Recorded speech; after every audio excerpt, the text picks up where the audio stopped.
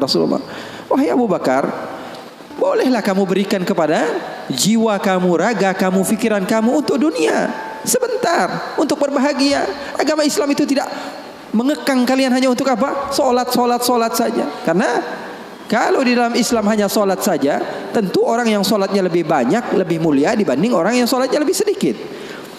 Saya akan katakan orang yang solat isya'nya 8 rakaat tentu lebih hebat dari orang yang solat isya'nya 4 rakaat. Betul atau tidak?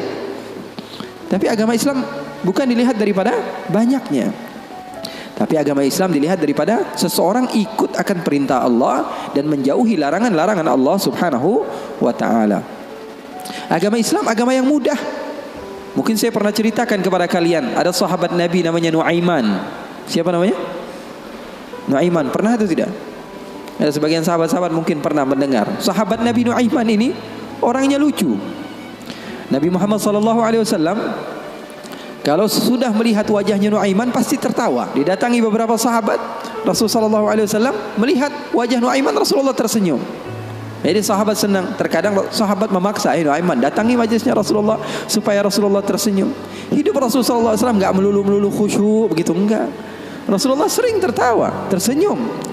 Bahkan ketika Rasulullah SAW pernah suatu saat Rasulullah sedang menyendiri, keluar dari rumahnya, duduk sendirian. Datang Sayyidina Abu Bakar. Assalamualaikum ya Rasulullah. Di depan ada seseorang hamba sahaya Rasulullah namanya Anjashah Al-Abdul Aswad. Hamba sahaya Rasulullah, orang hitam. Kalau Rasulullah SAW lagi nggak di rumah, biasanya dia yang jagain Rasulullah.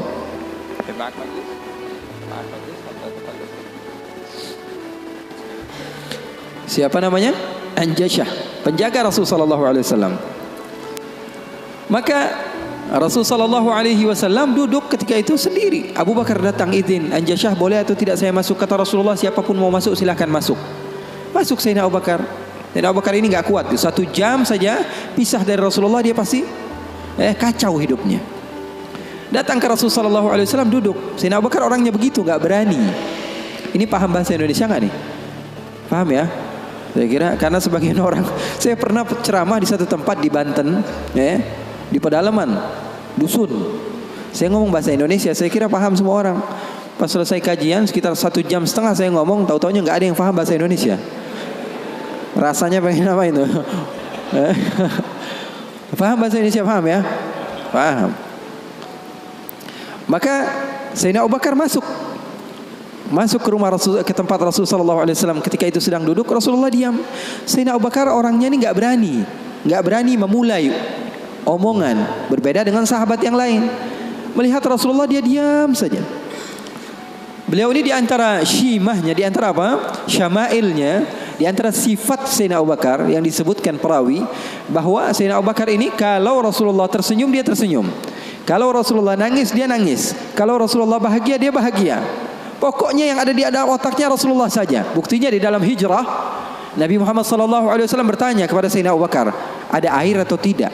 Rasulullah perjalanan beberapa hari, ada air atau tidak? Sayyidina Abu Bakar bergegas mencari air. Dapat sedikit, diberikan kepada Rasulullah SAW. Rasulullah minum. Lalu beliau mengatakan, fasyariban nabiyyu wartawaitu ana. Katanya Rasulullah yang minum, tapi yang lepas dahaga saya. Sallu ala nabi. Itu yang namanya cinta.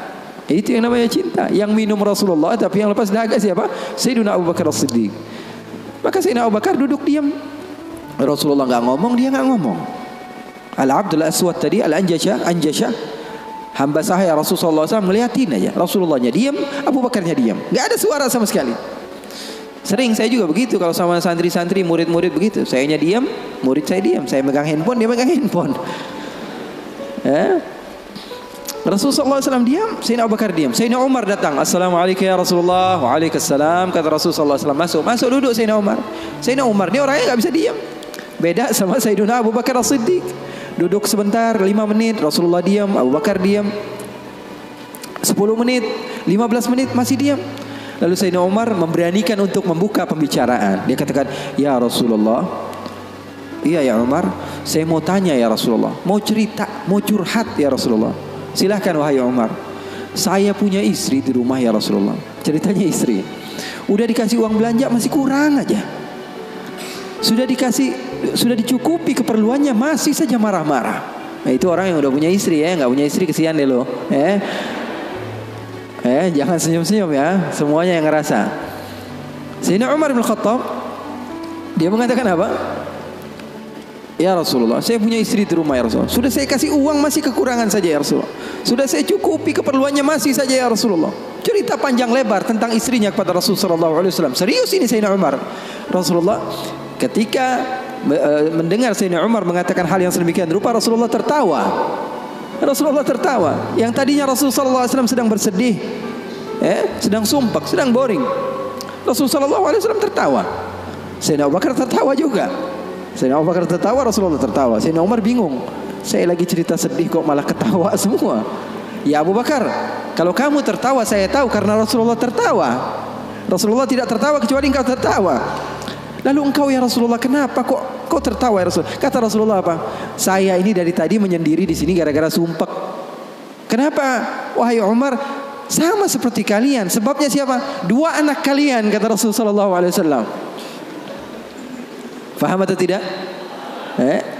Sayyidina Umar cerita panjang lebar tentang istrinya. Kata Rasulullah SAW, saya juga datang ke sini menyendiri, lari dari rumah. Karena apa? Karena ulah anak 2 kalian. Karena Rasulullah SAW memiliki istri Sayyidatuna Aisyah dan Sayyidatuna Hafsah, putri Sayyidina Umar. Jadi begitu. Yang namanya suami sekelas Rasulullah SAW saja digituin, apalagi ente. Apalagi kita sekelas Rasulullah SAW saja mendapatkan cobaan dari Allah Subhanahu wa taala begitu. Ini sebagian sahabat akhwat bilang sama saya, Habib, saya ini enggak bakalan bisa jadi hamba yang solehah. Kenapa? Saya dulu sering ikut kajian Habib, tapi setelah saya menikah, saya dikekang oleh suami saya Habib. Susah mau ngapa-ngapain. Dia sholatnya malas, ibadahnya malas, zikirnya malas. Kalau saya nggak jadi solehah, yang tanggung jawab kan suami saya Habib ya. Saya katakan kepadanya, itu kejadian benar. Iya betul ya Habib, dia bilang. Suami saya itu tidak mendidik ya Habib. Bagaimana? Saya bilang, ada seseorang yang mulia yang solehah bernama Siti Asia. Tahu Siti Asia? Tahu Siti Asia? Itu mulia dan dimuliakan Al-Quran, dimuliakan Rasulullah. Bahkan beliau termasuk wanita terbaik menurut agama Islam. Kamu tahu siapa suaminya? Fir'aun. Saya bilang, suami kamu nggak Fir'aun amat. Betul atau tidak? Suami kamu nggak Fir'aun amat. Kamu masih bisa untuk menjadi orang yang seperti Siti Asia. Jadi intinya apa? Intinya di dalam kekeluargaan itu kita saling melengkapi. Pasti bakalan ada musibah, pasti bakalan ada cobaan. Nabi Muhammad SAW saja, dalam riwayat bersama Sayyidatuna Aisyah, Sayyidatuna Aisyah pernah cemburu sama Rasulullah SAW. Waktu itu Sayyidatuna Aisyah sedang belajar masak. Setelah masak Siti Aisyah, Rasulullah SAW disiapkan di hadapan Rasulullah beberapa roti gitu ya. Ada maroknya, ada kuahnya. Siti Aisyah sedang masak. Setelah masak, Sayyidatuna Aisyah sedang serius-seriusnya masak ini. Umurnya ketika itu sekitar 14 atau 15 tahun. Baru gede, lagi semangat-semangatnya membahagiakan suaminya. Karena Siti Aisyah, Rasulullah wafat usianya baru 18 tahun. Sementara putri Rasulullah Siti Fatimah usianya berapa? 30 tahun. Masak Sayyidatuna Aisyah. Ketika sedang masak, ada yang mengetuk pintu rumah Rasulullah. Assalamualaikum ya Rasulullah. Ternyata jariyah, hamba sahaya, perempuan yang membawa apa?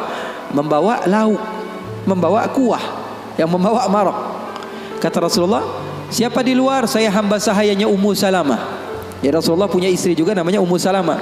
Rasulullah punya istri itu memiliki kelebihan masing-masing. Ummu Salamah itu terkenal pintar masaknya. Jadi bawa lauk untuk Rasulullah SAW yang ketika itu di dalam rumahnya Siti Aisyah yang sedang belajar masak. Ini gimana caranya saya supaya apa? Membahagiakan suami saya. Lagi asik-asik masak, tiba-tiba ada makanan yang enak datang. Kira-kira Rasulullah makan yang mana? Kira-kira Rasulullah makan yang mana? Ini kesukaan Rasulullah, favorit Rasulullah. Datang dari rumah seorang istri Rasulullah. Siti Aisyah yang sedang masak tiba-tiba datang ke tempat hamba sahaya tersebut, mengatakan, ini datang dari mana? dari Ummu Salamah. Apa yang dibawa? Marok untuk Rasulullah SAW, kuah daripada masakan Ummu Salamah, kesukaan Rasulullah. Wahai Aisyah, apa kata Siti Aisyah? Kamu bawa pulang nggak? Kalau nggak saya pecahin piringnya.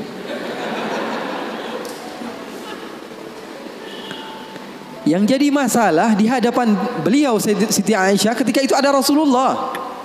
Kalau ngomongnya hanya berdua saja mungkin biasa, tapi cewek tuh, lihat tuh bahayanya cewek. Inna kaidakunna azim, kata Allah.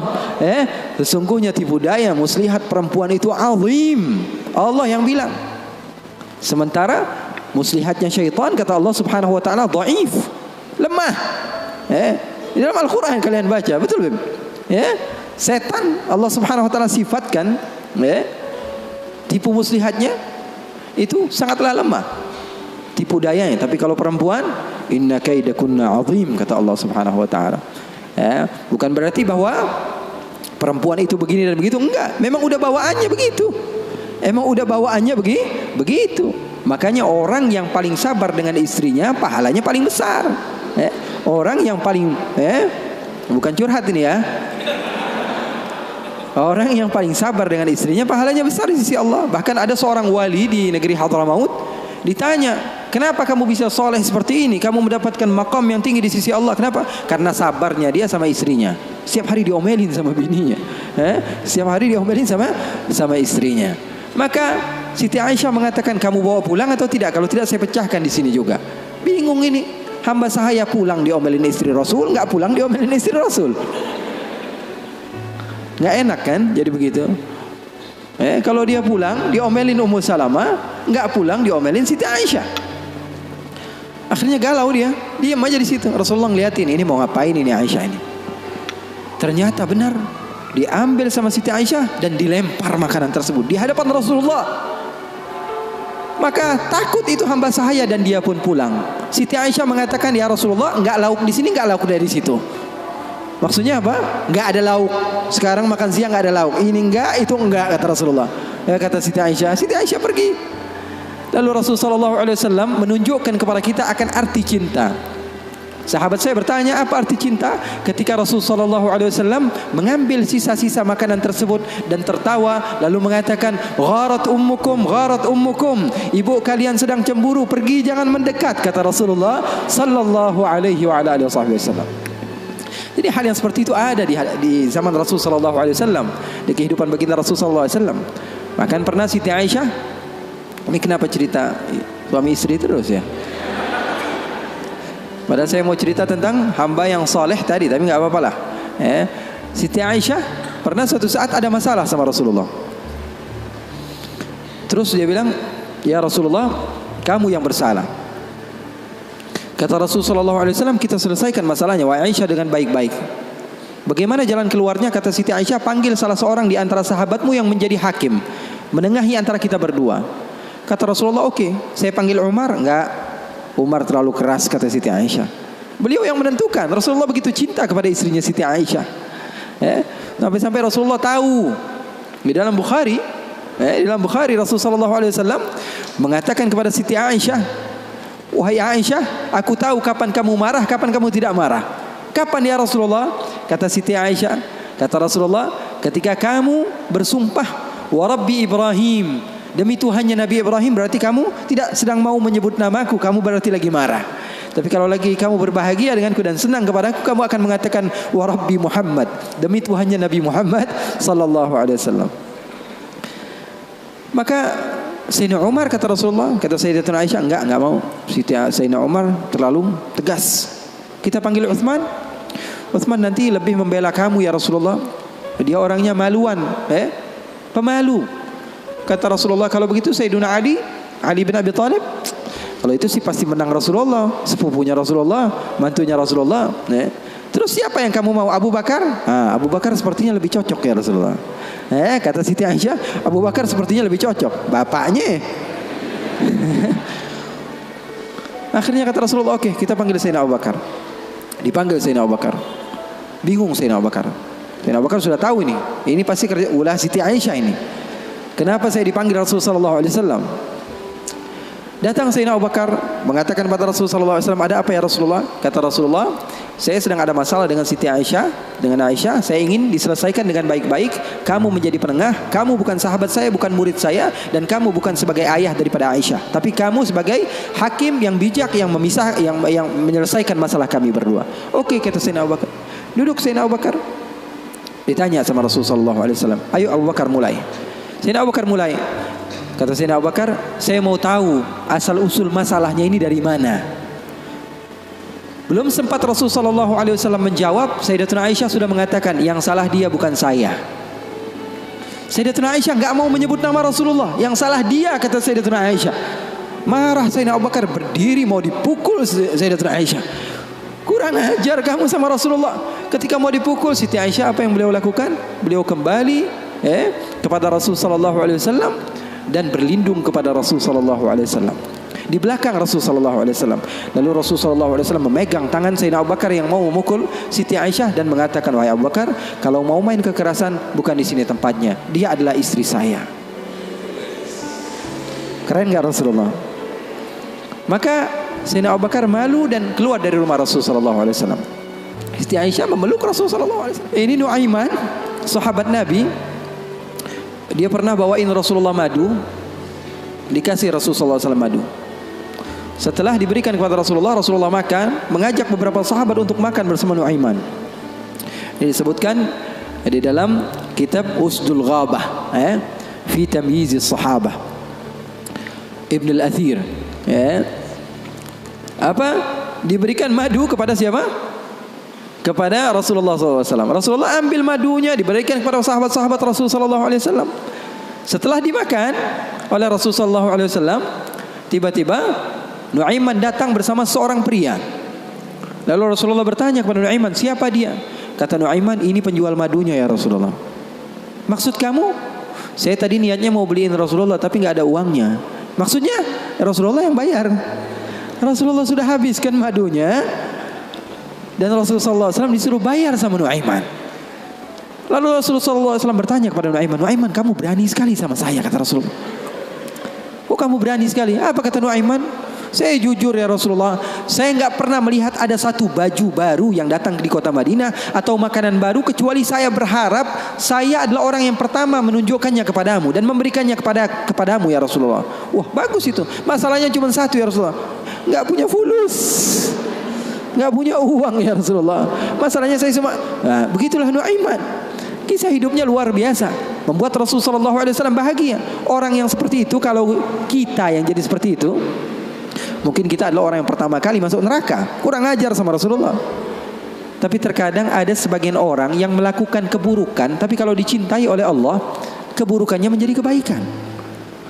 Orang, kalau kamu cinta kepadanya, apapun yang dia lakukan, keburukan sekalipun, di mata kamu dia melakukan hal yang indah. Itu rasio loh. Seorang bapak atau ibu, anaknya padahal biasa-biasa aja, nggak ganteng-ganteng amat, setiap hari dibilang, waduh cakep banget anak saya, foto dia melulu di Instagram. Betul atau tidak? Padahal orang lain melihatnya biasa aja ini anak, tapi bagi dia, di mata orang tua, anaknya adalah hal yang terindah baginya. Begitu juga ketika anaknya salah, di mata orang tua terkadang dia melihat anaknya nggak salah, yang salah orang lain. Kenapa? Karena matanya sudah cinta kepada anaknya tersebut. Jadi bisa dimaklumi. Terkadang ada sebagian orang yang dia melakukan amaliyah yang buruk. Amaliyah buruk, jelas-jelasan. Tapi Allah cinta kepada hamba tersebut. Apa yang dia dapatkan? Dia dapatkan ridhonya Allah. Kita yang suudzon dapat apa? Dapat keburukan. Bareng-bareng sama saya kaji Al-Quran. Bagaimana Nabi Musa berdoa. Allah katakan, falamma akhadathum ar-rajfah, tatkala Nabi Musa didatangi musim paceklik, nggak ada air sama sekali, Nabi Musa berdoa. Apa doa Nabi Musa? Qala rabbi law syi'ta ahlaktahum min qablu wa iyyai. Ya Allah, kenapa nggak dikasih air sih? Law syi'ta ahlaktahum min qablu wa iyyai. Kalau mau hancurin sekalian, jangan airnya doang ya. Marah-marah sama Allah. Kalau mau hancurkan sekalian semuanya. Atuhlikuna bima fa'ala as-sufaha'u minna? Ya Allah, kenapa engkau menghancurkan kami atau menahan air dari kami hanya karena beberapa orang oknum saja daripada hambamu yang berada bersama kami yang melakukan kesalahan. Kenapa kami semua yang kena imbasnya? Marah-marah sama Allah. Kemudian Nabi Musa mengatakan, in hiya illa fitnatuk. Balik-baliknya semua fitnah datangnya darimu ya Allah, bukan dari kami. Kalau yang doa kita, mungkin kita sudah menjadi orang yang kufur pertama kali, marah-marah sama Allah. Tapi yang berdoa orang yang dekat kepada Allah, hasilnya apa? Hasilnya Allah memberikan kebaikan. Makanya poin di sini yang saya ingin sampaikan kepada kalian, terkadang orang lain melakukan maksiat, kita jelas-jelasan melihat dia maksiat, kemudian kita menghinakan dia, sementara dia di mata Allah adalah orang yang baik. Kita semakin jauh, dia semakin dekat. Itu hasilnya. Makanya ulama-ulama kalian, para habaib-habaib kalian mengajarkan kepada kalian apa? Untuk menutup mata kalian daripada kesalahan orang lain. Fokus saja sama diri sendiri. Terus saya mendengar, mengikuti kajian-kajian Habib Muhammad, habaib-habaib yang lain, Habib Muhammad bin Anis yang sering ke sini, ustadz-ustadz yang sering bersama Habib Muhammad. Saya tahu mengajarkan kepada kalian untuk persatuan, untuk bareng-bareng. Kenapa? Karena orang kalau dia menganggap orang lain buruk, sementara orang yang dianggap buruk tersebut di sisi Allah adalah hamba yang dekat dengan Allah, maka kita kena imbasnya. Kita dapat dosanya. Di akhir mungkin waktunya sudah malam. Habib Muhammad juga, kita ada janjian sama Habib Muhammad ya sebenarnya. Sampai subuh.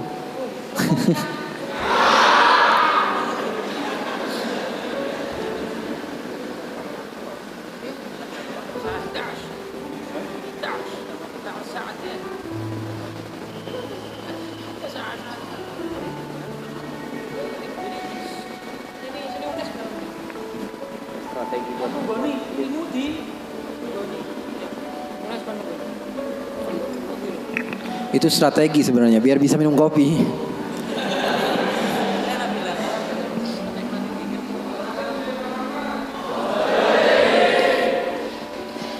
Jadi sahabat Nabi tadi Nuaiman pernah suatu waktu dia di zaman Rasulullah SAW sudah meninggal. Rasulullah SAW sudah intaqala ila rafiqil a'la.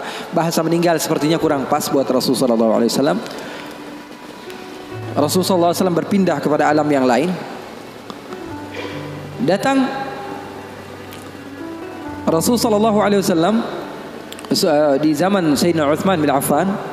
Nuaiman duduk di depan masjid Rasulullah SAW. Rasulullah sudah nggak ada. Nuaiman sumpek. Biasanya Rasulullah SAW dimainin sama dia.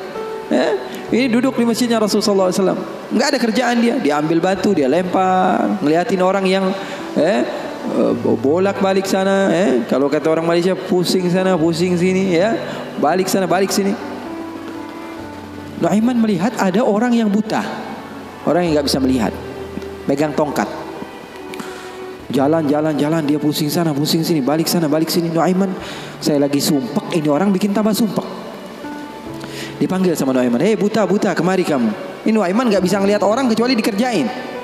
Itu Nuaiman, nggak bisa ngelihat orang kecuali kerjain. Tapi dia dicintai oleh Allah. Susah kan? Kalau Allah udah cinta. Makanya cari cinta Allah, bukan cari surganya Allah. Cari ridha Allah, jangan cari surganya Allah. Surga itu makhluk, tapi ridhanya Allah, cintanya Allah itu yang paling mahal. Nuaiman akhirnya dipanggil buta, buta kamu kemari. Kenapa kata si buta? Saya ini pusing, saya lagi sumpek, ngelihat kamu tambah sumpek, kata Nuaiman. Saya ini bukan mau bikin sumpek orang, kata si buta. Lalu apa yang kamu ingin lakukan? Saya ini dari tadi cari toilet. Saya kebelet, kata si buta. Saya bersama anak saya yang biasa membawa saya, tapi anak saya sekarang sedang pergi ke pasar. Saya tidak tahu di mana dia. Saya sudah nggak kuat, kata Nuaiman. Oh, kamu cari toilet. Bilang dari tadi, nanti saya bantu, kata Nuaiman.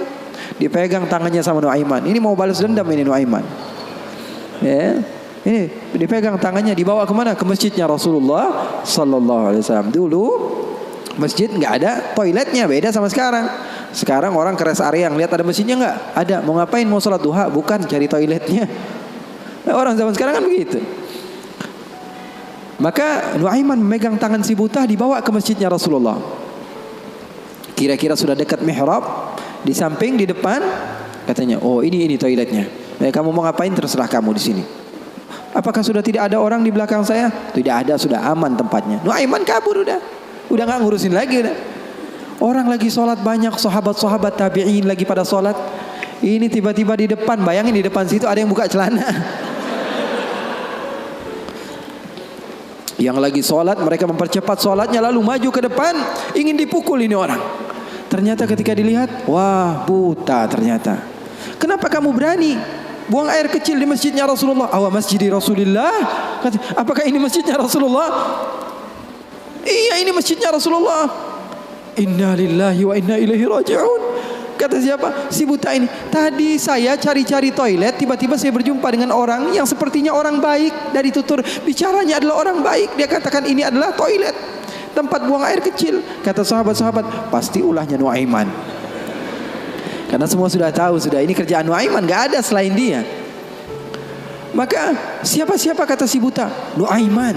Oh, kurang ajar Nuaiman. Saya nadar, saya tidak keluar dari kota Madinah, pulang ke kampung saya sebelum saya pukul Nuaiman dengan tongkat saya. Buta ini sudah begitu marah. Akhirnya dia keluar dari masjid, dia cari-cari. Dia pusing sana, pusing sini, lari sana, lari sini. Dia cari di mana yang namanya Nuaiman. Tanya ke sana, tanya kemari. Tahu nggak Nuaiman? Oh, Nuaiman kalau dicari nggak bakalan ketemu. Sebagainya. Ya? Tiba-tiba dia sudah capek, ini si buta. Nuaiman datang. Nuaiman tanya, nakar sautu. Dia rubah suaranya. Buta, lagi ngapain sendirian di sini? Dia bilang, saya lagi sumpek ini. Sumpek kenapa? Saya ditipu sama orang. Siapa namanya? Nuaiman. Terus kamu mau ngapain sekarang? Saya mau balas dendam. Oh, sini saya antar kamu kepada Nuaiman. Padahal yang ngomong siapa? Nuaiman. Ini bukan cerita-cerita saya yang bikin loh, bukan. Ada riwayatnya. Maka Nuaiman memegang tangan si buta, dibawa lagi kemana? Dia bohongi, dia tipu.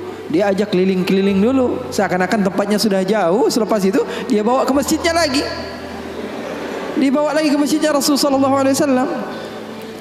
Didekatkan kepada mihrab. Ketika itu Khalifatu Rasulullah Sayyiduna Uthman bin Affan, Amirul Mu'minin, sedang sholat. Sayyidina Uthman, jangan kalian tanya khusyuknya di dalam salat. Bahkan beliau terbunuh ketika sedang membaca Al-Quran, zikir kepada Allah Subhanahu Wa Taala. Dibawa oleh Nuaiman si buta dengan tongkatnya, disuruh pegang-pegang di mihrab. Ada orang nggak? Ada. Itu tuh Nuaiman itu, dia pura-pura soleh itu, dia habis nipu kamu, dia pura-pura sholat katanya. Oh, ini Nuaiman. Iya. Akhirnya Nuaiman pergi. Nuaimannya pergi. Buta ambil apa? Tongkatnya, dia pukul Sayyidina Uthman bin Affan. Sekencang-kencangnya dari belakang orang-orang, para sahabat, para tabi'in, mereka teriak, "Qutila Amirul Mu'minin." Ada musuh yang mau bunuh Amirul Mu'minin. Semua menyerbu. Ternyata dia lagi. Baru sekitar setengah jam yang lalu dia buang air kecil di sini. Sekarang sudah pukul Sayyidina Uthman bin Affan. Akhirnya semua orang bingung. Dia bilang, kenapa kamu pukul Amirul Mu'minin? Katanya gemeter dia. Saya pukul tadi barusan Amirul Mu'minin. Saya ditipu sama orang. Orang bilang itu adalah Nuaiman. Katanya, kata si buta, demi Allah, semenjak sekarang saya tidak akan pernah percaya lagi sama manusia. Jadi hal-hal yang seperti itu ada. Bahkan di zaman Rasulullah sallallahu alaihi wasallam diriwayatkan beberapa ashabus sunan, mereka meriwayatkan Nuaiman ini pernah di zaman Rasul loh, di zaman Rasul. Terusin ya. Penyemangat Habib Muhammad. Tapi dia curang. Di tempat saya cuma berbicara 10 menit aja. Kalau ceramah di tempat saya hanya 10 menit. Saya sudah setengah jam lebih nih. Hampir sejam. Double ini, Beb.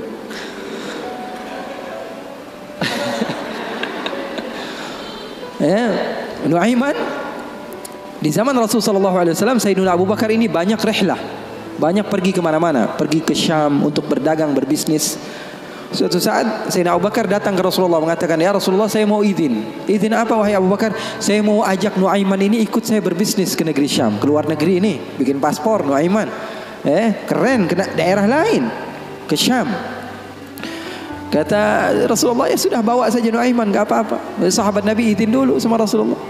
Dibawa Nuaiman. Dibawa Nuaiman bersama beberapa orang yang ikut. Biasa Sayyidina Abu Bakar kalau berbisnis, berdagang ke negeri Syam, dia bawa rombongan yang banyak. Di antaranya tadi Nuaiman. Nuaiman dibawa. Sesampainya di negeri Syam, semua dibagi tugasnya oleh Sayyidina Abu Bakar. Kamu berdagang, kamu membeli, fulan bin fulan, semuanya mendapat apa? Tugas dari Sayyidina Abu Bakar. Ada seseorang di antara sahabat Sayyidina Abu Bakar namanya Huwaitib. Namanya siapa? Huwaitib. Ini orangnya polos. Orangnya polos banget. Kata Sayyidina Abu Bakar, kamu seperti biasa wahai Huwaitib. Apa kerjaan kamu? Pekerjaan kamu jaga makanan. Kalau saya minta makan, kamu kasih. Kalau saya belum datang, maka jangan beri makanan. Nuaiman tanya, saya kerjaannya apa wahai Abu Bakar? Kamu mau ngapain terserah kamu wahai Nuaiman. Yang penting kamu hadir bersama-sama. Rasulullah SAW dan sahabatnya itu manhaj mereka, nggak melulu serius aja. Kalau kalian dapatkan guru-guru kalian mengajak sedikit bercanda kepada kalian atau berlaku asik kepada kalian, itu manhaj Rasulullah SAW di dalam menggapai hati seseorang sehingga dia mau untuk mendekati agama Islam. Ini enggak, dikit-dikit matanya melotot, melihat ke kanan bilang sesat, ngelihat ke kiri dibilang sesat. Ini orang salah, ini orang enggak betul, ini orang enggak baik. Enggak, Rasulullah enggak begitu. Rasulullah SAW penuh dengan kebijakan. Enggak juga Rasulullah SAW ngegampangin. Wah ini boleh, yang ini apa? Boleh, yang ini boleh, semuanya boleh. Enggak juga. Ada batas-batasannya. Makanya kalian beruntung di dalam satu manhaj, la ifrat wa la tafrid. Enggak berlebih-lebihan, enggak kekurang-kurangan. Ya. Maka Nuaiman bertanya kepada Sayyidina Abu Bakar, kerjaan saya apa? Pekerjaan kamu terserah mau ngapain aja. Sayyidina Abu Bakar pergi berbisnis. Nuaiman enggak ada kerjaan, akhirnya lapar. Dia datang kepada Huwaitib, mengatakan kepada dia, "Tib, saya sudah lapar nih. Saya pengen makan nih. Berikan kepada saya makanan." Kata Huwaitib, dia mengatakan, wahai Nuaiman, sekarang belum waktunya makan. Kita tunggu Abu Bakar sekitar sejam 2 jam lagi dia datang, baru saya akan berikan makan. Ini kan amanat dari Sayyidina Abu Bakar, sahabat Nabi. Ini orangnya polos banget ini, sahabatnya Sayyidina Abu Bakar. Akhirnya Nuaiman bilang, saya sudah lapar, saya nggak bakalan kuat nunggu Abu Bakar. Ini orangnya aneh, yang ini orangnya polos. Yang satu bilang, wah enggak, saya takut dibilang enggak amanah. Oh, kamu berani melawan saya, kata Nuaiman. Lalu melunak ini Huwaitib, dia bilang, tolonglah Nuaiman, jangan jahat sama saya. Kalau Rasulullah saja bisa kamu kerjain, apalagi saya. Tolonglah katanya, jangan macam-macam. Kata Nuaiman, kamu berikan makanan, kalau tidak saya bikin masalah sama kamu. Ngancem Nuaiman. Akhirnya dia mengatakan, waduh gimana ini? Ini amanat dari Abu Bakar. Sudah terserah kamu. Yang terpenting saya tidak akan berikan makanan sehingga Abu Bakar datang. Kamu mau ngapain terserah kamu. Akhirnya Nuaiman bilang, wah nantang saya, kata Nuaiman. Apa yang dilakukan Nuaiman? Nuaiman pergi ke pasar. Dia cari tempat penjualan hamba sahaya. Dia lihat, wah ini hamba sahaya jual. Berapa harganya? 300 dirham. Yang ini berapa? 300 dirham. Yang ini berapa? 300 dirham. Wah, dia bilang, mahal-mahal ya hamba sahaya di sini, kata. Loh, memangnya kenapa? Saya punya hamba sahaya, saya mau jual 100 dirham saja, kata.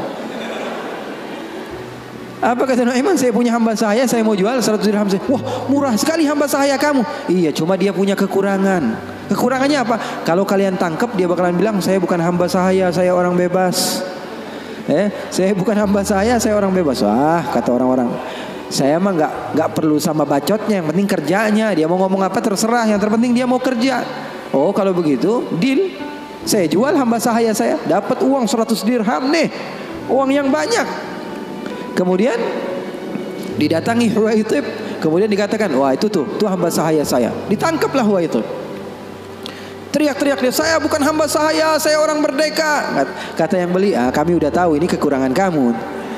Nuaiman tuh cerdasnya, pinter otaknya. Akhirnya dibawalah ini orang ke pasar dan dijual di pasar. Itu sahabat Nabi padahal dimainkan sama Nuaiman. Nuaiman ambil uangnya, dia beli makanan, beli baju, belanja dia, shopping akhirnya. Dia beli peralatan-peralatan segala macam, dia pulang akhirnya. Sayyidina Abu Bakar tanya, mana ini Huwaitib, katanya. Mana kok nggak ngasih makanan sama sekali? Di mana dia pergi? Kata Nuaiman, udah aneh jual. Jujur lagi dia, udah. Di mana ente jual? Salah sendiri katanya. Saya minta makan nggak dikasih makan, akhirnya aneh jual. Ketawa Sayyidina Abu Bakar. Di mana kamu jual? Ayo kita pergi ke dia. Dicari di pasar, ternyata Huwaitib masih berada di satu tempat, di situ dia dijual. Untung belum dibeli orang itu. Berapa kalau udah dibeli orang lain kan? Sayyidina Abu Bakar bilang, ini berapa harganya? 300 dirham. Dibayar sama Sayyidina Abu Bakar langsung. Dibayar sama Sayyidina Abu Bakar. Akhirnya dibawa pulang ke kota Madinah. Sayyidina Abu Bakar menceritakannya kepada Rasulullah SAW. Rasulullah tertawa sejadi-jadinya katanya. Hatta badat nawajidhuhu. Sampai katanya gigi geraham Rasulullah kelihatan katanya. Saking Rasulullah tertawa sejadi-jadinya ketika mendengar kisah antara Nuaiman tersebut. Katanya halal haul. Kata perawinya sampai 1 tahun berlalu, kisah Rasulullah pasti tetap tentang Nuaiman ngejual sahabatnya yang lain. Rasulullah SAW hidupnya asik. Rasulullah SAW hidupnya seru. Oleh karena itu, yang terpenting apa? Ilmu walaupun sedikit tapi amal. Ilmu walaupun sedikit tapi amal. Oke, nggak apa-apa, asik-asikan di dalam kehidupan dunia kita, nggak apa-apa. Yang terpenting apa? Berlandaskan ilmu. Amal itu berlandaskan ilmu. Abdullah bin Mubarak tadi, dia datang ke goa, berjumpa dengan seseorang yang sudah beribadah selama 40 tahun. Abdullah bin Mubarak bilang, wahai Syekh, doakan saya, kamu adalah orang yang soleh, orang yang dekat dengan Allah, doakan supaya saya dekat kepada Allah Subhanahu Wa Taala. Katanya, iya, baiklah, saya akan doakan kamu. Ini kata orang yang rajin ibadah tadi, 40 tahun dia beribadah. Didoakan oleh dia. Kemudian Abdullah bin Mubarak, ringkas cerita, izin pulang. Ketika pulang, Abdullah bin Mubarak melihat keanehan. Ini kok hamba Allah, dia pakai gelang. Bukan pakai gelang, pakai kalung. Ini kok dia pakai kalung? Ketika diperhatikan sepertinya ada sesuatu di kalungnya. Ketika didekati ternyata apa? Dia pakai bangkai tikus. Jadi di sini dia pakai kalung, di bawahnya ada bangkai tikus. Na'udzubillah min dzalik. Ditanya sama Abdullah bin Mubarak, itu yang kamu pakai apa? Oh, ini ceritanya sudah lama katanya. Bagaimana ceritanya? 40 tahun yang lalu, ketika saya pertama kali datang ke tempat ini untuk beribadah hijrah kepada Allah, saya mau hijrah nih. Saya tinggalkan kehidupan saya yang lalu. Saya duduk di tempat ini, saya beribadah. Saya rapikan tempat ini karena saya tahu tempat ini tempat makan saya, tempat tidur saya, tempat sholat saya. Ketika saya sedang merapikan, ternyata ada tikus. Akhirnya saya bunuh. Takut saya diganggu oleh tikus tersebut. Setelah saya bunuh, saya berpikir. Saya beristikharah, dia bilang istikharah lagi. Dia bilang, saya pikir saya datang ke tempat ini untuk beribadah kepada Allah, tapi kenapa saya mengganggu hambanya Allah? Maka setelah itu saya bernadar, saya tidak akan sholat kecuali membawa dia. Dia bilang, saya tidak akan sholat kecuali membawa dia. Bingung Abdullah bin Mubarak, kamu tidak tahu bahwa bangkai ini adalah sesuatu yang najis, sholat kamu bisa menjadi tidak sah. Jangankan ibadah sunnah kamu, ibadah wajib kamu saja perlu diqadha. Ibadah wajib kamu saja tidak sah. Bukan menjadi hamba Allah yang banyak ibadahnya, malah dia banyak dosanya dan memiliki tanggung jawab di sisi Allah. Kenapa? Alasannya karena nggak punya ilmu. Mau banyak-banyak hasil tapi ilmu nggak ada. Itu namanya PA. Tahu nggak? Mau banyak hasil tapi ilmunya nggak ada. Banyak kerjanya tapi bukan berlandaskan ilmu, maka hasilnya juga kosong. Oleh karena itu pesan saya, kalau kumpul-kumpul sama habaib, sama ustadz-ustadz, sama siapapun orang-orang yang memiliki ilmu, ambil walaupun sedikit daripada ilmunya, amalkan. Itu saja dulu. Nanti jangan terlalu banyak, pengennya begini, pengennya begitu, pengennya langsung jadi wali. Jangan. Mencontoh gurunya ketika gurunya sudah jadi, itu kesalahan besar. Tuh, catat. Mencontoh guru ketika guru sudah jadi, itu kesalahan besar. Mencontoh guru itu ketika dia belajar, ketika dia berusaha. Nggak ada orang yang alim, orang yang sukses kecuali dulunya dia susah. Ini mau nyontoh yang udah kerennya doang. Gaya berjalannya, pengen mobilnya sama, handphonenya sama, semuanya pengen sama, penampilannya pengen sama. Nanti dulu. Kalau kamu di masa hijrah, kamu contoh ketika guru kamu sedang berusaha, dan insya Allah itu manfaat bagi kita semua. Waktu kita masih ada beberapa menit, insya Allah untuk doa, untuk Habib Muhammad doa.